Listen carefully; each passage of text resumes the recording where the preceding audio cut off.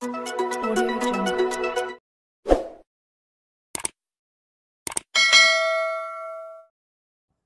Terima kasih kerana sudah menonton channel saya Bantuan-Bantuan Kerajaan.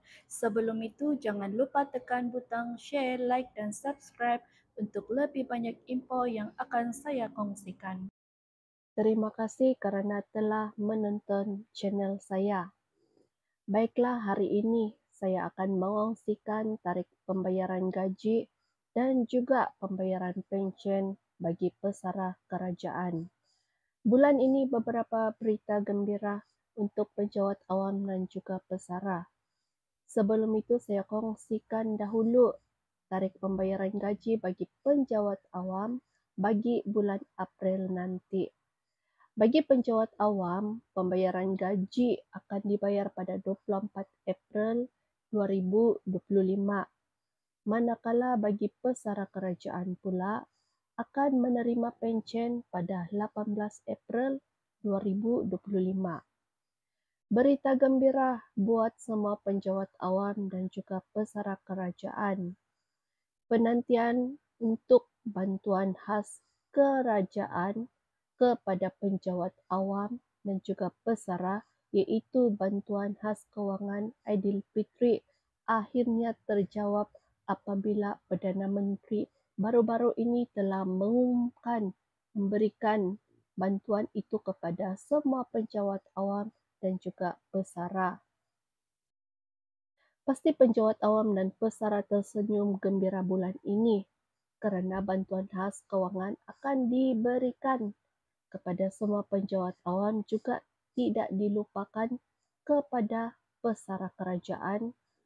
Baru-baru ini Perdana Menteri Datuk Anwar Ibrahim mengumumkan pemberian bantuan khas kewangan BKK Aidilfitri kepada penjawat awam dan pesara kerajaan sempena Hari Raya Aidilfitri. Beliau berkata bantuan khas itu diluluskan selepas mengambil kira pelbagai aspek dan akan disalurkan pada 27 April 2025. Sebelum ini, Kongres Kesatuan Pekerja-Pekerja di dalam Perkhidmatan Awam QPEX memohon kerajaan mempertimbangkan pemberian bantuan khas kewangan BKK Aidilfitri kepada penjawat awam bagi meringankan beban mereka menyambut perayaan ini.